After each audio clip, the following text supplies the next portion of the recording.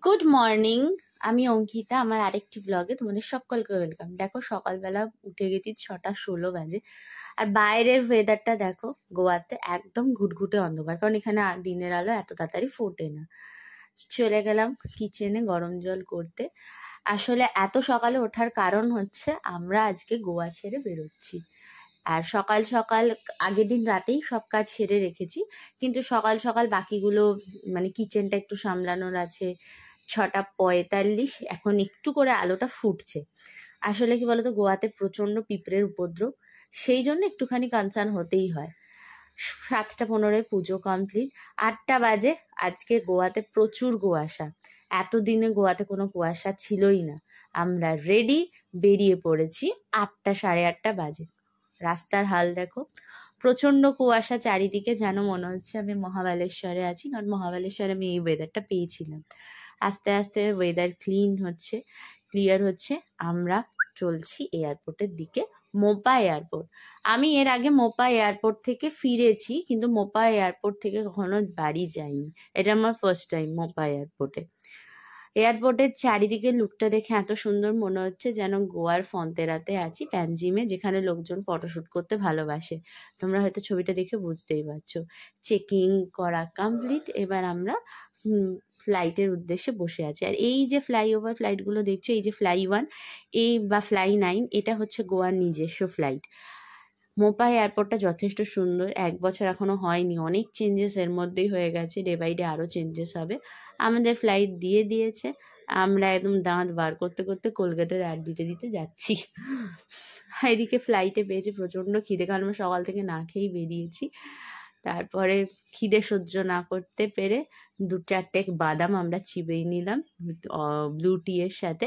এবার তোমরা হয়তো আশা করি গেস করতে পারছো আমরা কোথায় যাচ্ছি, কারণ এই ভিউটা হয়তো তোমাদের অনেক কিছু বলে দেবে। এই ভিউটা আমি কাটিনি, আর খুব ভাল লাগছে এই ভিউটা।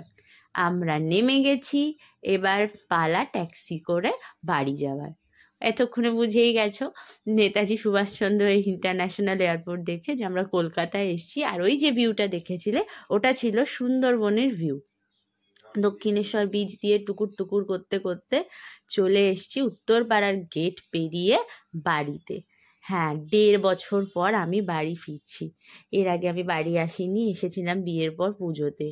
তো বুঝতেই পারছো কত দিনের ইমোশন, কত দিনের ফিলিংস সব জমা আছে। আমরা আসছি বলে বাবার নিচেই ওয়েট করছে, বাবাও ওপরে যায়নি। আমাদের নিয়ে বাবা ওপরে এলো, আর এই সেই বিছানা যেখানে আমি সারাদিন লটকে থাকতাম, আর সেই আমি লটকে পড়লাম। আমি অফিস পড়িয়ে সারাদিন এই বিছানায় লটকে থাকতাম। এটা মানে একটা আলাদাই স্যাটিসফ্যাকশন।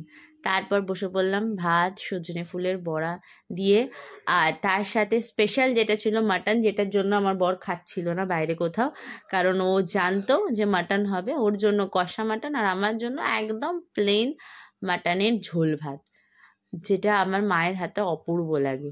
সেই মাটনের ঝোল ভাত দিয়ে একদম গান্ডে পিণ্ডে গিলে এখানেই গেলা শেষ হয়নি। আমি যেটার জন্য কলকাতায় ছুটে ছুটে এসেছি সেটা হচ্ছে মিষ্টি, অমরের মিষ্টি।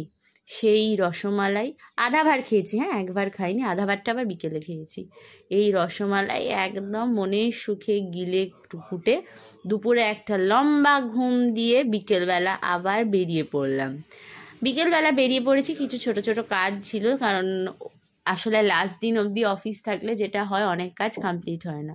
তো এই মার্কেটে কিছু কাজ ছিল, যেমন ঘড়িটা আমার দুটো দুটো ঘড়ির ব্যাটারি ভরানো, তারপরে প্যান্ট অল্টার করা, এই সমস্ত কাজগুলো ছিল, জুতো কেনা, আরও কিছু কিছু ছোটো ছোটোখাটো কাজ আমাদের এখনও পেন্ডিং আছে। সেই সমস্ত কাজ সেরে জুতোর ব্যাগ নিয়ে আমরা আবার বাড়ির উদ্দেশ্যে রওনা দিলাম। রওনা দিতে গিয়ে দেখলাম লিটারালি প্রচুর জ্যাম। তাও ঠিক আছে, অনেক দিন বাদে। আর এখানে একটাই প্রবলেমে হয় যে গোয়ার তুলনায় এখানে হর্ন বেশি, টোটো অটোর অত্যাচার বেশি, গোয়াতে যেটা নেই। সবচেয়ে বড় কথা, এবার আমার বর বলে কিছু খাই, বলে চল বাবা মোমোতে মোমো খাইছি। না, এটা কলকাতা, এখানে তো স্ট্রিট স্টাইল খেতে হবে।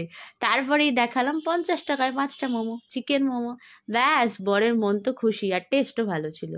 কারণ গোয়াতে তোমরা জানো 100 টাকা নিচে কিছুই পাওয়া যায় না।